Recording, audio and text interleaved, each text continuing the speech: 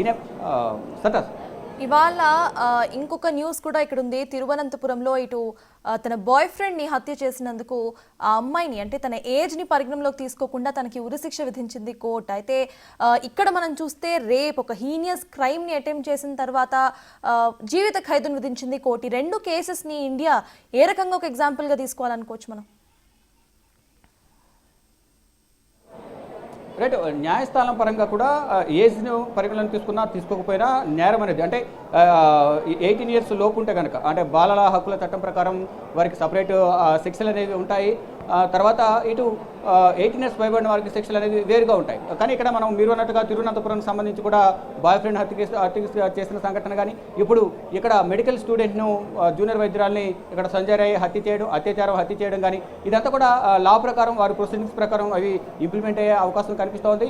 మొత్తంగా చూసుకుంటే ఏదేమైనప్పటికీ కూడా ఇటువంటి ఘటనలు మళ్ళా పునరావృతం కాకుండా ఉండాలి అనేది ప్రధానంగా అందరూ డిమాండ్ చేస్తున్నారు. ఇటు తిరువనంతపురం ఘటన కానీ ఇటు కలకత్తా ఆర్జికర్ వైద్య కళాశాలకు సంబంధించిన జూనియర్ వైద్యురాలి ఘటన కానీ ఏదైనా కానీ శిక్షలు అనేవి కఠినంగా ఇంప్లిమెంట్ అయితే తప్ప ఇటువంటి ఘటనలు పునరావృతం కాకుండా ఉంటాయి అనేది ప్రధానంగా ఒక డిమాండ్ అయితే వినిపిస్తోంది. సటర్ శివ, ఒకసారి సంజయ్ తరపు కూడా మాట్లాడదాం. ఆయన క్లియర్గా నాకు ఈ కేసుతో ఏం సంబంధం లేదు, రుద్రాక్షమాల నేను ధరిస్తాను, నేను ఎటువంటి తప్పు చేయను, కేవలం భయపడి ఈ కేసును ఒప్పుకున్నానంటూ కూడా ఆయన వ్యాఖ్యానిస్తున్నట్టుగా మీరు చెప్తున్నారు.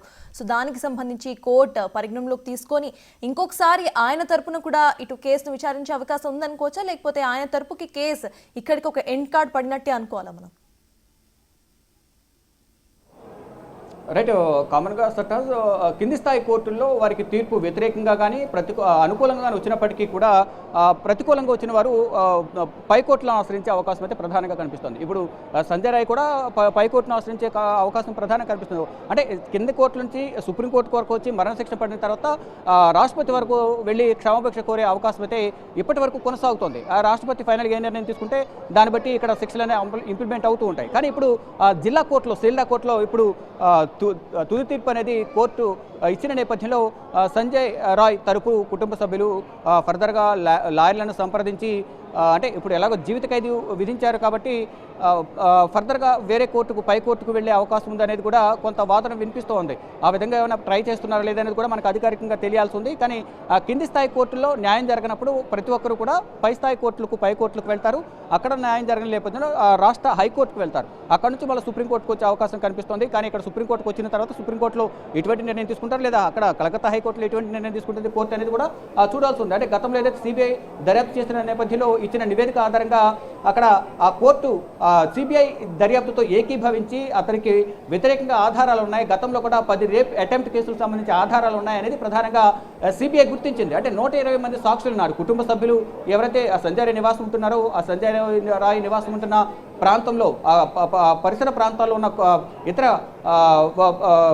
ఎవరైతే ఉన్నారో కుటుంబ సభ్యులు కానీ ఆ పరిసర ప్రాంతాల్లో ఉన్న ప్రజలను కూడా అందరినీ కూడా ప్రశ్నించిన నేపథ్యంలో అతని నేర చరిత్ర కానీ జీవిత చరిత్ర కానీ పుట్టినప్పటి నుంచి ఎక్కడ ఉన్నారు, ఎక్కడి నుంచి ఎక్కడికి వచ్చారు, ఇక్కడ ఏ విధంగా నివాసం ఉంటున్నారు, ఎప్పటి నుంచి ఆర్జికర్ హాస్పిటల్లో పనిచేస్తున్నారు, ఇవన్నీ డీటెయిల్స్ అన్ని సేకరించిన తర్వాత అతని కాల్ డేటా కానీ ఇతర ఘటన జరగకముందు ఎవరెవరితో మాట్లాడారు గత 2 నెలల నుంచి కూడా డేటా సేకరించినట్లుగా కూడా సిబిఐ చెప్తోంది. దానిలో భాగంగానే కంప్లీట్ అప్డేట్స్ అన్ని డీటెయిల్స్ ఉన్న నేపథ్యంలోనే అతని దోషిగా చేసినట్లు సిబిఐ చెప్తుంది. దానిలో భాగంగానే శనివారం జరిగిన వాదనలు ప్రతివాదనలో సిబిఐ వాదించిన వాదనలతో న్యాయమూర్తి సీల్డా కోర్టు న్యాయమూర్తి ఏకీభవించారు. దానిలో భాగంగానే దోషిగా తేల్చుతూ ఆదేశాలు జారీ చేశారు.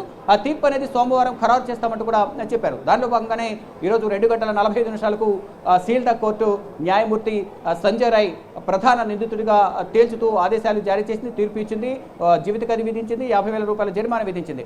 ఇక ఫర్దర్గా మళ్ళా పైకోర్టుకు వెళ్తారా లేదా అనేది కూడా మనకి అధికారికంగా తెలియాల్సి ఉంది. మరోవైపు ఇటు ఆర్జికర్ వైద్యురాలు జూనియర్ వైద్యురాలు కుటుంబ సభ్యులు కూడా జీవిత ఖైదు విధించారు కాబట్టి దానితో సాటిస్ఫై అవుతారా లేదా మరణశిక్ష విధించాలని వారు మళ్ళీ వేరే కోర్టుకు వెళ్తారనేది కూడా వేచి చూడాల్సింది. ఇద్దరు కూడా ప్రతి ఒక్కరికి అవకాశాలు ఉంటాయి పై కోర్టుకు వెళ్ళడానికి. దానిలో భాగంగానే ఇద్దరు పై కోర్టుకు వెళ్తారా లేదా అనేది కూడా చూడాల్సి ఉంది. సటస్ శివ,